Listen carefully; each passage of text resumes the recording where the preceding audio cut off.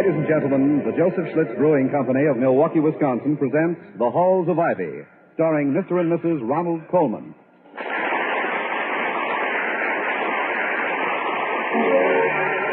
I was curious. I tasted it. Now I know why Schlitz is the beer that made Milwaukee famous. If you like good beer, you'll find a taste to be curious and learn about Schlitz for yourself. And now, The Halls of Ivy. The halls of ivy that surround us here today, and we will not forget though we be far away. Welcome again to Ivy. Ivy College, that is, in the town of Ivy, USA. A college president, as some of us may not know, leads a life of quiet desperation. You see, the more money the school needs, the harder he works. The harder he works, the more the school grows. The more it grows, the more it needs. And the more it needs, the harder he works. It doesn't require an IQ of 130 plus to realize that from time to time something's got to give. Something is about to give this morning for Dr. William Todhunter Hall, the president of Ivy. Entering the living room, he confronts Mrs. Hall, the former Victoria Cromwell of the English musical comedy stage, and says, Victoria, it's much too beautiful a day for work. Let's play hooky. Hooky? On a school day? Of course. It can't very well be played on a day of rest.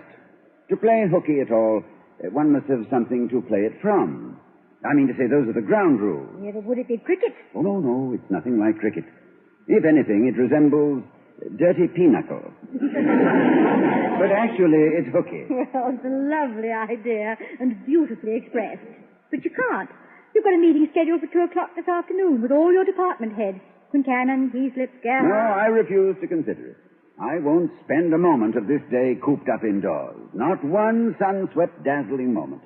How can you even suggest such a course of action to a man known in his youth as Gypsy Hall? I was only reminding you. Oh, I'll get out of it. I'll phone Quincannon. I'll tell him I have a cold. Toddy, you're not going to tell him a thumping lie. Bad form, eh? Very bad form. Wouldn't be ethical? Far from it. All right, then I'll have Penny do it. Penny!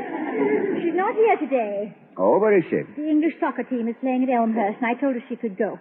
Why? Does she know someone on the team? I suspect she goes steady with the goalie.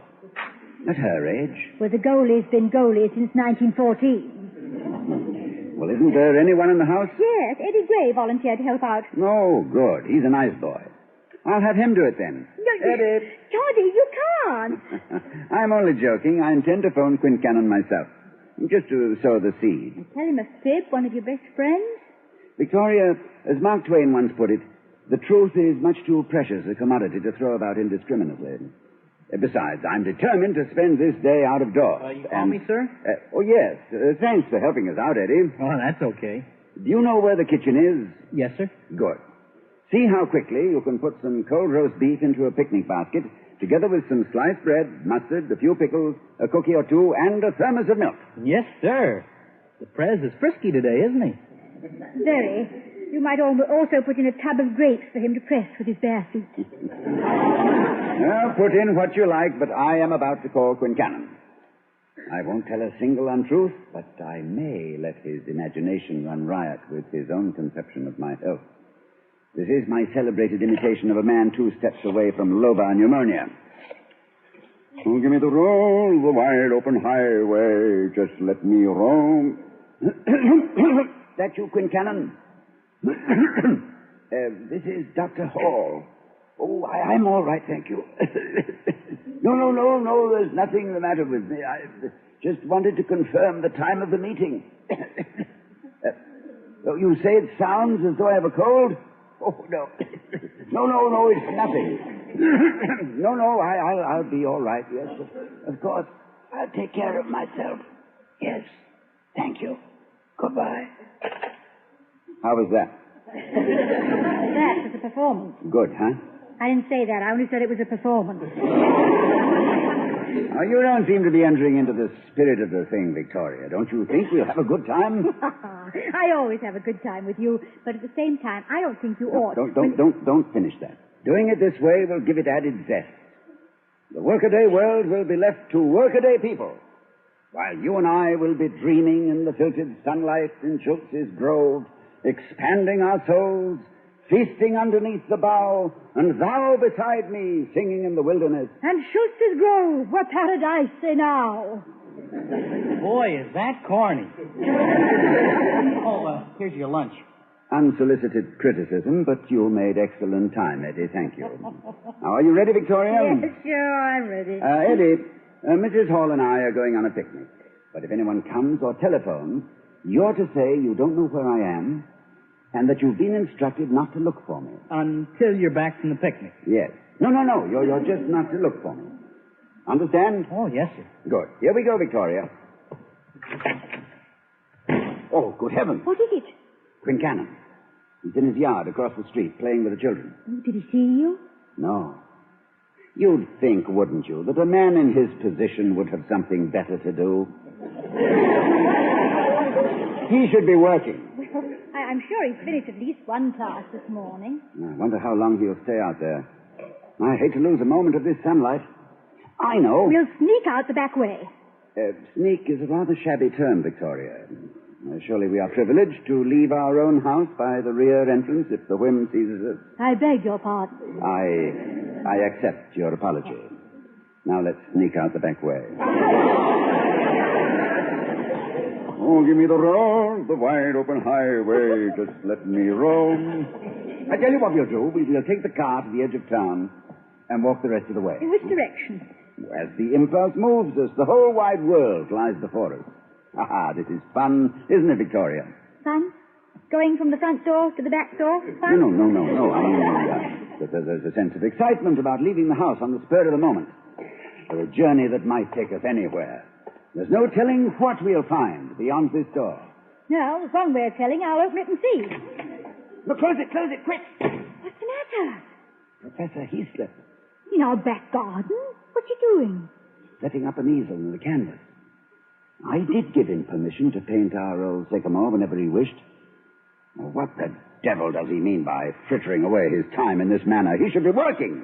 Well, sorry to be reasonable. When he's not in class, his time is his own. Quincannon to the right of me, Heaslip to the left of me. What are we going to do? Well, let's see if Quincannon has stopped wasting our time with his children. Suppose he hasn't. Well, then we'll spend the rest of the day shuttling back and forth. You shouldn't mind. Chap as keen on walking as you are. You know, Quincannon really goes overboard where those youngsters of his are concerned. I know it's admirable for a father to spend so much time with his children, but in this case, I'm beginning to suspect there's something a little neurotic about it. Those poor little bodies, they need quiet and rest, not this constant burning of energy. Those poor little bodies, as you call them, could push over a truck, and last week they very nearly did. If anything, they weigh too much. Oh, well then, why aren't they indoors dieting? Victoria, just look out of the window and see if he's gone, will you? I'm afraid he might notice it if I did. He probably thinks I'm ill enough to be in bed by this time. All right. Is he still there? No, he's about... Good. We can leave by the front then. If you do, you'll run right into him. He's coming up the front walk. Coming here? Don't let him in. I think it's very odd. I don't see why he should. He thinks I'm ill. Yeah, but only with a cold, not with a bubonic plague. I'll answer it. No. I don't trust you to keep a straight face. Eddie. Yes, sir? You answer it. But not until Mrs. Hall and I are upstairs out of sight. I'll whistle when we're ready. Yes, sir. What song will you whistle? No, it won't be a song. Just a single toot. And whatever you do, don't permit him to come upstairs. Come on, Victoria. Oh, the road, the wide open highway, just let me roam. I fail to see the humor of that at this moment. Quincannon seems to be impatient. Well, you just have to wait. Does he expect everyone to have nothing to do but answer doorbells when there's a sick man in the house? He should be working. Now, don't make a sound now. Why, hello, Eddie. What are you doing here? Oh, good morning, Professor Quincannon. I'm just helping out the halls today. Oh, haven't you any classes? Yes, sir, but the Halls have always been pretty nice to me, and I've still got some cuts coming. Well, I've no complaints about your grades. How is Dr. Hall? Well, he's seen better days, sir. Yes, I know. He didn't sound at all well when he phoned me a few minutes ago. I wonder what brought it on. I think the weather had a great deal to do with it. Well, if you should get a chance to speak to him, will you give him a message for me? Sure. Tell him to take a day off now and then. Cut loose, play a little, do him good. I'd rather you told him that, sir. Well, I may see him before you do at that. I'd like to use his study for a few hours this morning. Oh, no. Do you think you'd mind? My wife's spring cleaning, and it's impossible to concentrate in our house. I hope he has the good sense to tell him no. Tell him no, Eddie. Tell him no. Well, I can't disturb him, of course. Good boy. We're lucky it was Eddie who showed up. A little disturbance might send his temperature way up. Oh, bright boy. Thinks fast. But so long as you don't go upstairs, I suppose we'll be all right. The boy's an idiot. How do you ever get in here? Well, thank you, Eddie. Thank you very much. What's our next move, Gypsy? This is ridiculous. Surely we're not fated to spend the rest of the day up here talking in whispers. Well, you might stage a miraculous recovery. No, I've too much respect for Quincanon's intelligence even to try. Why the devil does he allow his wife to spring clean when he has work to do? Doesn't he know his work's the most important factor in his life? Is it? I've always thought it subordinate to weightier matters, such as picnics. Oh, Victoria, I think that we... Well, yeah, you... But let's close this door at any rate. There, that's better. You know, this need not be too bad. We've the whole second floor to roam about in. In any direction, as the impulse moves us. After all, the important thing when one plays hooky is the change in routine, not the environment. We have a picnic basket, our choice of 2 bedrooms and a sitting room, and several free hours. Each overbrimming with sun-swept, dazzling moments. Now, which room shall we choose? It's hard to decide when there's such an endless variety. You answer. What are they doing up here? I don't know. What are we doing up here? These things happen. Tell him to go away. I can do that easily enough, but supplying him with a reason is another matter. It's me, Eddie. Has Professor Quincannon gone? No, sir. He's working in your study. But Mrs. Easlip is here. Oh, Toddy, I forgot. She's always asking me if she could make sketches of the Chippendale pieces in our sitting room. Oh, no. Yes, she's writing a book on furniture. Well, she can't come up here now. Not now. Couldn't possibly refuse her again. It would be open rudeness. But you'll see me. Well, not if you stay in the bedroom. She's interested only in the sitting room. Now, show her up, Eddie. Yes, ma'am. Come on, Toddy. You can't be helped. Into the bedroom with you. It's your own fault, you know. Everybody on the campus must be sure you're sick by this time. Everybody on the campus is right, Victoria. I am at the moment far from well.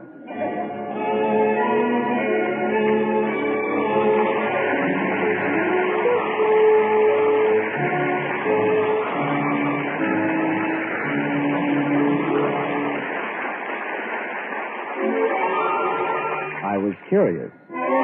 I tasted it. Now I know why Schlitz is the beer that made Milwaukee famous. Now, Mr. and Mrs. Ronald Colman will be back in a moment as the Halls of Ivy. Let's listen now to the story of a man who made a close friend of an old acquaintance. I came in out of the rain. There hadn't been a cab in sight, and it was coming down too hard to walk to the depot without getting soaked. So I resigned myself to a long wait and turned around to size up the place where I'd taken shelter. It looked comfortable and inviting. Several couples and a few businessmen were lounging in deep chairs, while the bartender in starched white was quietly arranging glasses and several bottles of Schlitz beer on a tray. And as my eyes traveled over the tables, I noticed that Schlitz seemed to be the order of the day. Now, I could appreciate that, since I knew Schlitz had the reputation of being the finest beer there is. And at that moment, I realized that as familiar as the Schlitz name was to me, I'd never actually tasted the beer. So I decided to do just that. I walked to the bar and ordered a bottle of Schlitz. The bartender poured it for me, and I drank it. Isn't it odd how close you can be to something quite wonderful and still know nothing of its value? That's how it was with me and Schlitz. But thanks to an April shower, I can say with authority, no wonder they call Schlitz the beer that made Milwaukee famous.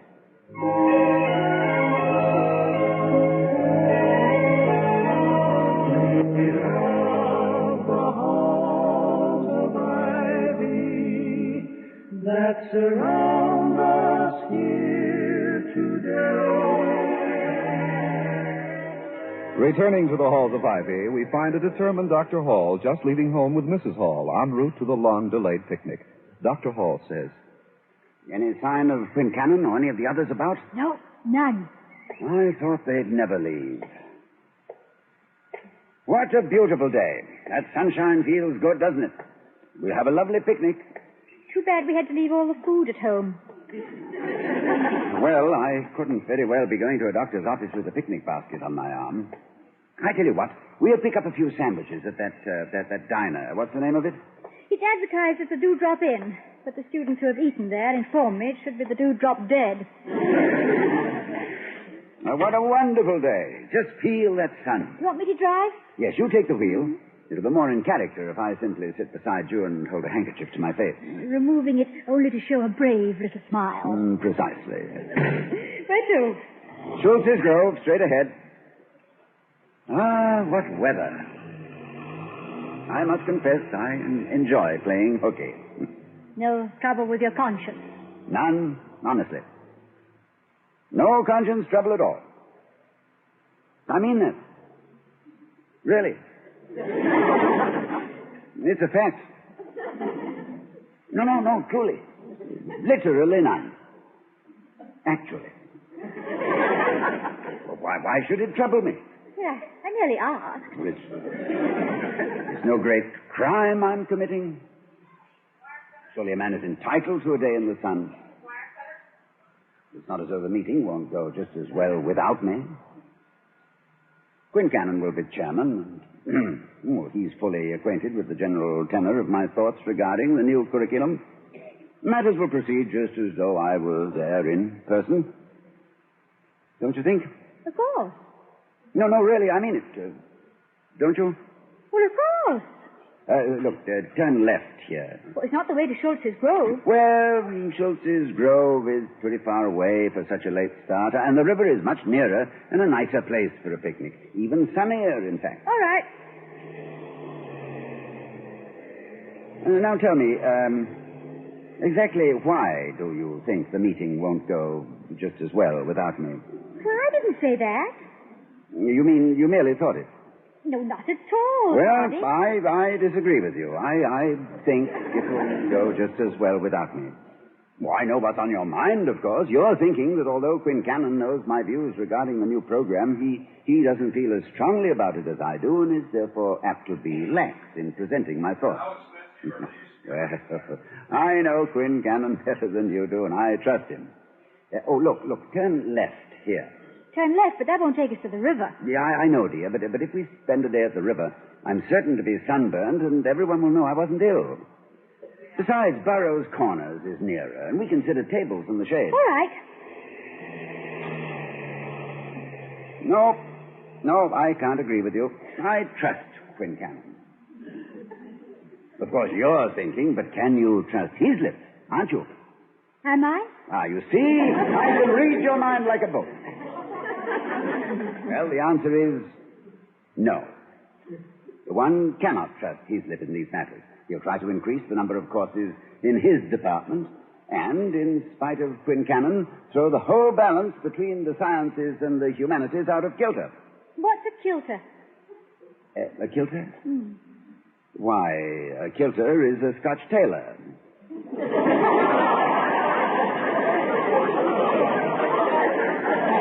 Thank you. And Heaslip sews a tight seam. But don't forget Professor Warren. His 40 years as a physics professor will certainly equalize Heaslip's effort.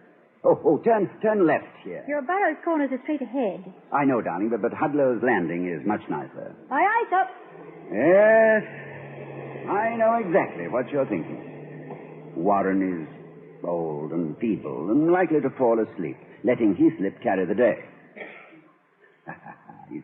Devilishly clever of you to have thought of that. Instincts just come to me. What a dreary day. Look at that sun. It just keeps on shining. Oh, you'll enjoy it once we come to Hudlow's Landing. Oh, it's not a very nice place, really. I don't know what made me suggest it. Look, turn left. Here. That will take us to Schultz's Grove. Well, that's where we wanted to have our picnic, wasn't it? I can't abide people who can't make up their minds. I mean, once you decide on Schultz's Grove it ought to be. Left it is. We can visit Hudlow's Landing later in the year when it's more pleasant. Yeah, what's that? Year? Year. Oh, that's true. If anything happens to the curriculum this afternoon, it will be another year before it can be corrected. With who knows what ill consequences. The devil with it. I trust Quincannon. I'm glad. But not his lip. I'm sorry. Warren will help, of course. That's nice. But he might fall asleep. That's bad. As matters never proceed as smoothly as one plans them, do they? We were warned about that once. By that clerk, sorry. You know who gave us our marriage license, do you remember? I'm afraid I remember very little about that period. Shortly before proposing to you, I went numb. And I remained numb until my best man clapped me on the back and said congratulations. Yes, I know you did. I remember you were so completely engrossed in your own thoughts when I met you in front of the license bureau that you tipped your hat politely and walked past without any sign of recognition whatsoever. That's right, I did. I remember now. I tipped my hat and walked right past you. Walked right past. Hello, Toddy. I beg your pardon, miss, but were you addressed... Oh, it's you. Of course it's me, darling. Were you expecting some other girl? No, I was merely... It's just that... Well, here we are. Yes. Aren't we? Nervous? Very. And excited and eager. And you? The same. Vicky, I've been thinking. It's not too late for you to change your mind. About marrying me, I mean. Change my mind? Well, I've been courting you, you know, and I've been very careful to show you only the best side of me if I have a best side. There are so many things about me you don't know, things you'll have to live with for the rest of your life, once I'm man and wife. Habits, mannerisms, and so on. They can prove very irritating. Oh, darling, I'm really awful. Well, I'm rather awful in the morning, I'm afraid, when I awake. Edgy and grumbly and like that. Far worse. Cheerful. Well, I shall learn to put up with it. Well, how about you? You're on the last mile, too. Any misgivings about your imminent loss of freedom? What freedom? Freedom to walk alone? To come home to empty rooms? To have no one with whom to share your deepest emotions? Sad or happy? That isn't freedom, Vicky. That's solitary confinement, and I've had it. No, darling, no misgivings. No misgivings. No misgivings at all. Good. Come on, Vicky. Let's go in. Oh, these roses. They're for you. Oh, perfectly lovely. Thank you, Toddy. Here's one for your buttonhole. Let me fix it for you. There. Now you look really dashing. What are you staring at? You. The color in your cheeks and that saucy feather in your hat. I'm photographing it for my collection of Victorian portraits to be taken out and looked at on rainy days. If there weren't so many people about, I'd ask you to kiss me. Darling, in return for what England is about to give me, this is the least I can do for the British public. Hey! Take a look at Romeo! Why don't you give her another? Thanks, pal. As a grateful visitor, I can't refuse you. That was nice. Wasn't it? I get the oddest sensation when I kiss you. As though we were suspended in eternity. As though we'd stopped. We have stopped. I'm going to park here till you've made up your mind. Oh, you can't. I have made up my mind. We're to be married. Toddy, what are you talking about? I simply said, We'll park here until you've made up your mind. What? What, park? Park the car. Of course. Where were you this time, Toddy? On a sidewalk in London, my dear, entertaining the passers-by. But look where I am now, in front of the administration building. But why? Well, because it's rather obvious to me you don't want to go on a picnic. You've made me drive you on a grand tour of the campus. And all the while you've talked of nothing else but your meeting. Oh, Vicky, I'm a weakling, slave to routine. I haven't even the courage to play hooky. On the contrary, you're a man with a strong sense of duty. We can go on a picnic some other time. Yes, I suppose so. On our day off like ordinary mortals. Well, never mind. It's just 2 o'clock, darling. You're right on time for the meeting. Yes, walk in with me, will you?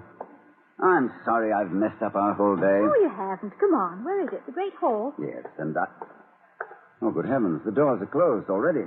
Unless I'm mistaken, there's a notice posted with a cartoon on it. What in the world? Oh, it's a lovely one. It looks amazing in my view. Me? In bathing trunks with a fishing pole? Listen to this. Dear Craig, we tried to reach you at home, but could get no information from your house. Oh, good heavens. Let me read that.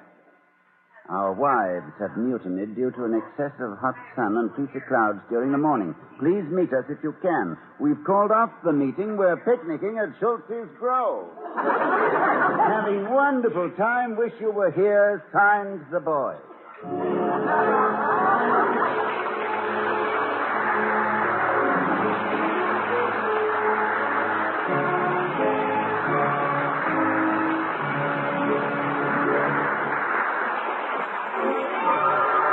I was curious. I tasted it. Now I know why Schlitz is the beer that made Milwaukee famous. And here again are Mr. and Mrs. Ronald Colman. What are you doing, Toddy? Composing, my dear. In a hushed voice, may I ask what? My answer to the faculty. Oh, read it to me. To the boys. With blue skies above and the good earth below, the most learned of teachers to picnics will go. The students neglected, the school gone to pot. So you think I'll be left here? Well, boys, I will not. Good night, everyone. Good night.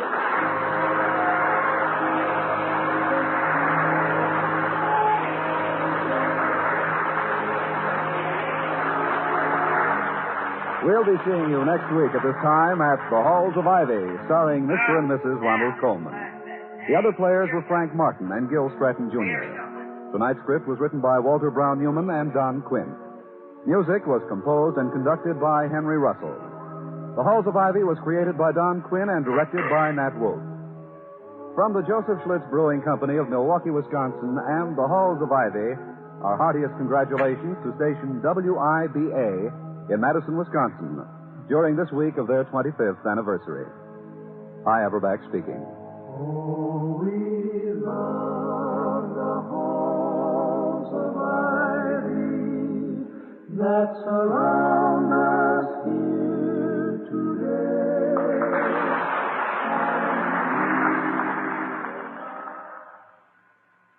Next, it's We the People at the Circus over most NBC stations.